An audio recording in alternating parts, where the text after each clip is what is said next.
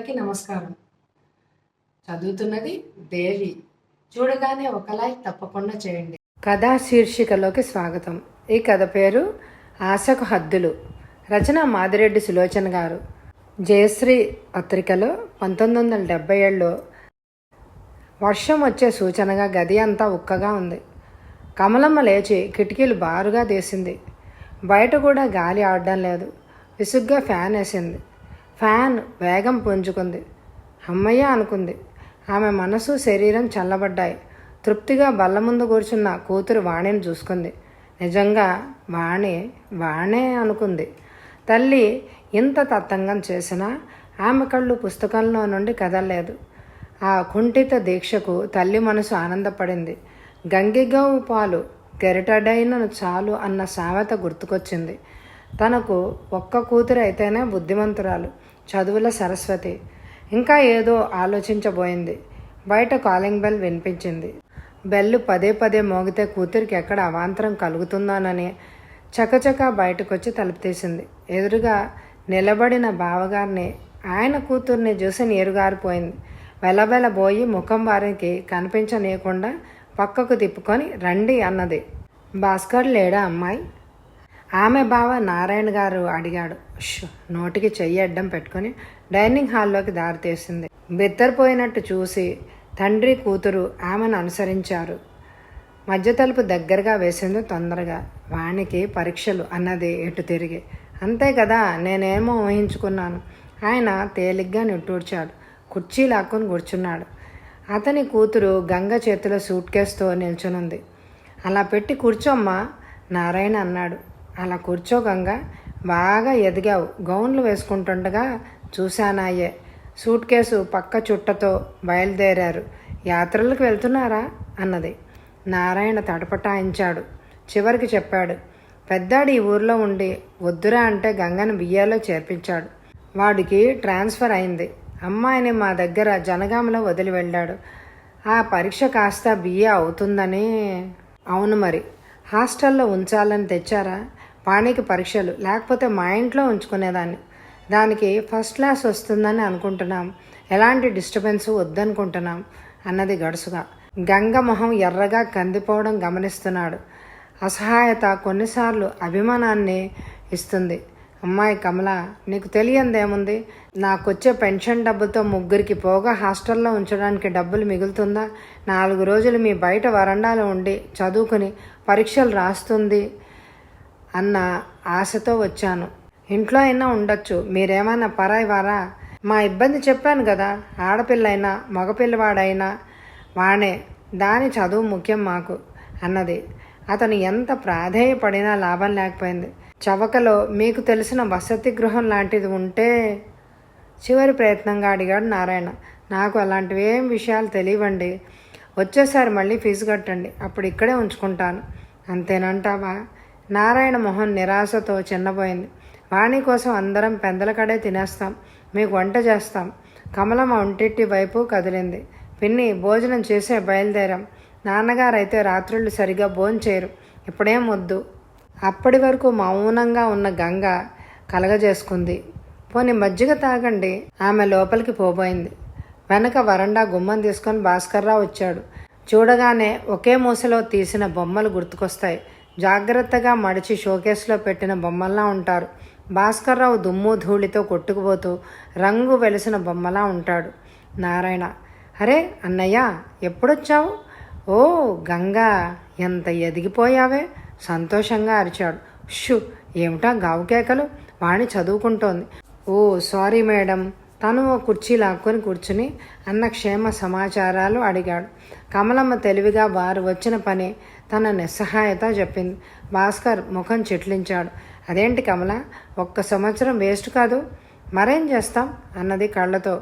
అతనికి ఏదో చెప్పాలని తాపత్రయపడింది. రేపు ఉదయం ఏదో ఏర్పాటు చేస్తాను, నువ్వు పడుకో అన్నయ్య. గెస్ట్ రూమ్లో నీళ్లు పెట్టు కమల.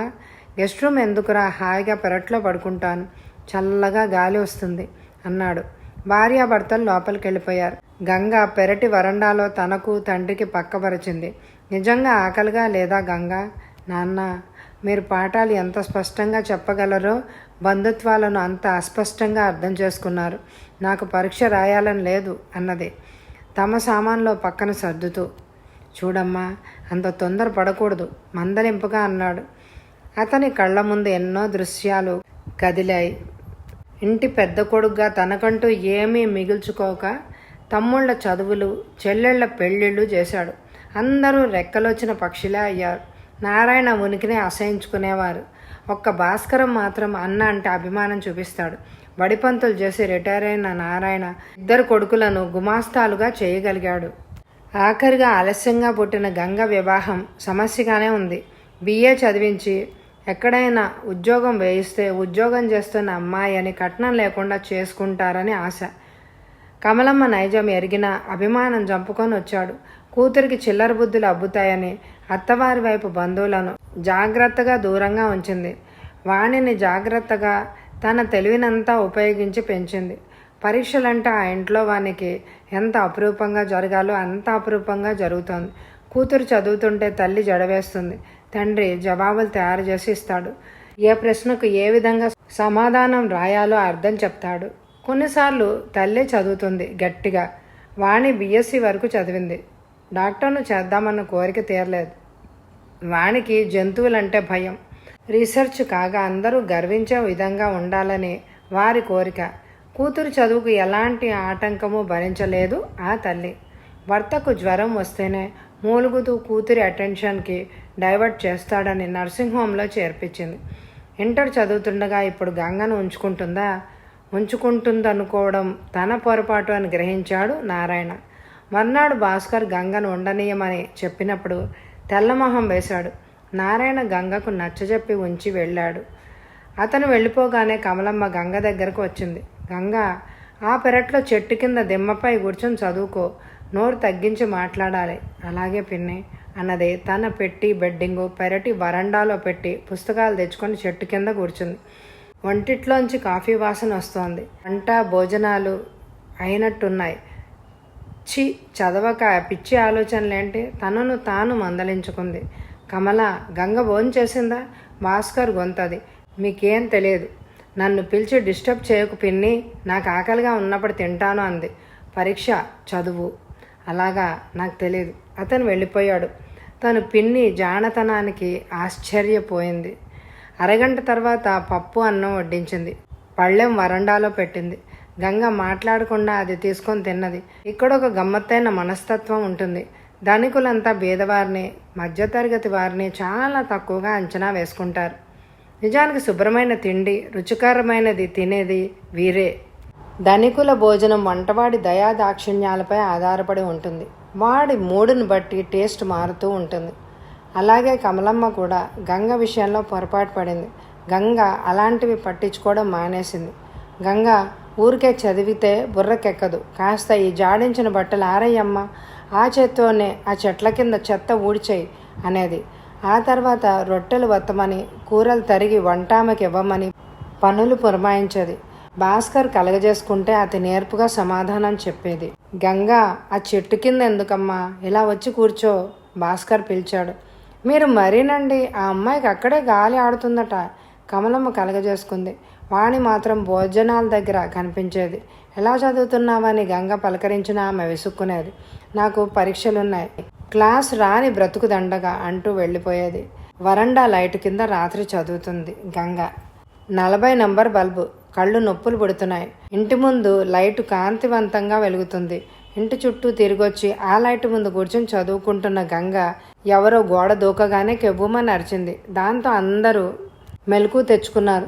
దొంగొచ్చాడా, ఎందుకు అరిచావు అనలేదు కానీ కమలమ్మ వాణి చదువు పాడైందని గోల, వెధవగోల. అందుకే ఎవ్వరిని వద్దన్నాను. నా మాట మీరు వింటారా? ఫస్ట్ క్లాస్ పోతుంది. అబ్బా, ఏమిటి కమలా నీ గోల? 5 నిమిషాలకి కొంప మూలిగిపోయినట్టు చేస్తావే. నేను పరీక్ష మానేస్తానమ్మా. పుస్తకం నేలకేసి కొట్టింది. గంగ నెమ్మదిగా పుస్తకం తీసి వాణి చేతిలో పెట్టింది. ఇక ఇలాంటి అవాంతరాలు రాదని హామీ ఇస్తున్నాను పిన్ని. మళ్ళీ ఏదైనా జరిగితే నేను వెళ్ళిపోతాను అన్నది.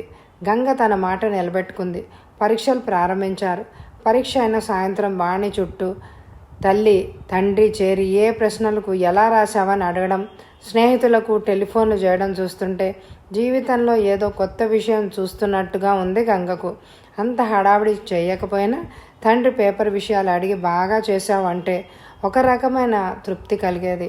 కమ్మగా టీ వాసన వేస్తోంది. పిన్ని పిలిచిస్తే బాగుండును అనుకుంది. కమలమ్మకు అంత ఉదారత లేదు. ఉన్న ఉత్సాహంలో మర్చిపోయింది. రెండో పరీక్ష అయింది. గంగ వేళ్లు మడిచి ఇంకా ఎన్ని రోజులు ఉండాలో లెక్కేసుకుంది.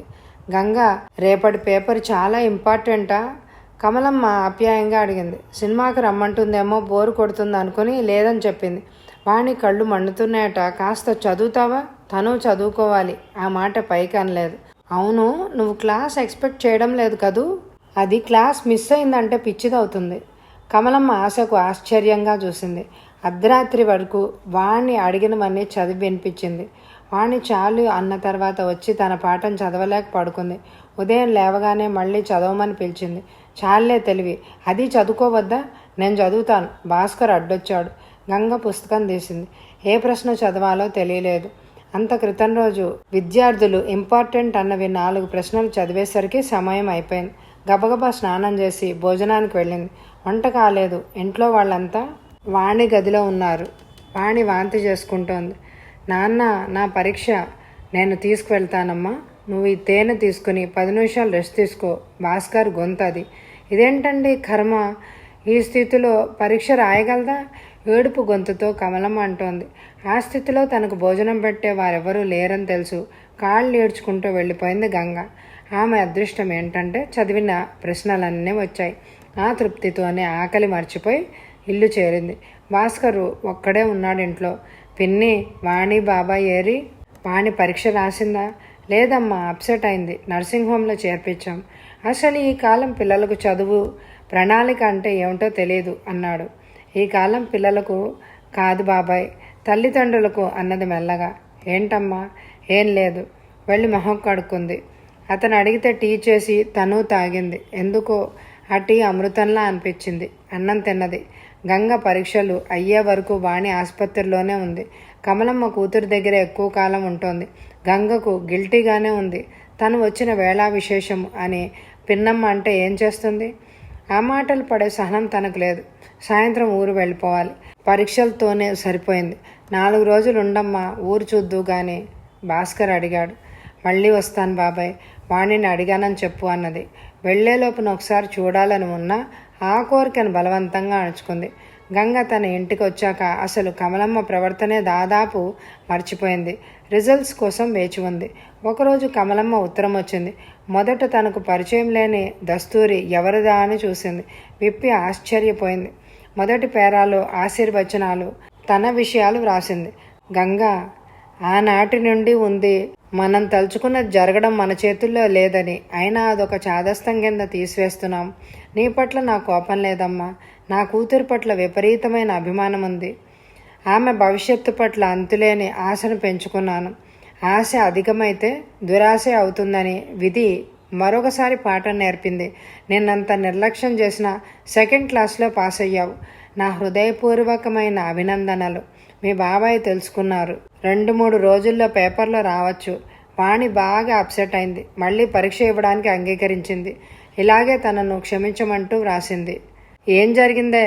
తల్లి, వదిన కుతూహలంగా ప్రశ్నించారు. ఏం లేదమ్మా అని పిన్నమ్మ ప్రవర్తన చెప్పింది. వాళ్ళు ఆ క్షణంలో అన్నీ మర్చిపోయారు. ఒకటే గుర్తుంచుకున్నాం. ఏది ఏమైనా గంగ పాస్ అయింది, అంతే చాలు. వారి ఆశకొక హద్దుంది, ఆశయానికి ఒక గమ్యం ఉంది. గంగ మాత్రం పిన్నిని గురించి ఆలోచిస్తూ గంభీరంగా ఉండిపోయింది. కథ సమాప్తం. ఈ కథ మీ అందరికీ నచ్చినట్టయితే తప్పకుండా లైక్ చేయండి. Thank you very much my dear friends.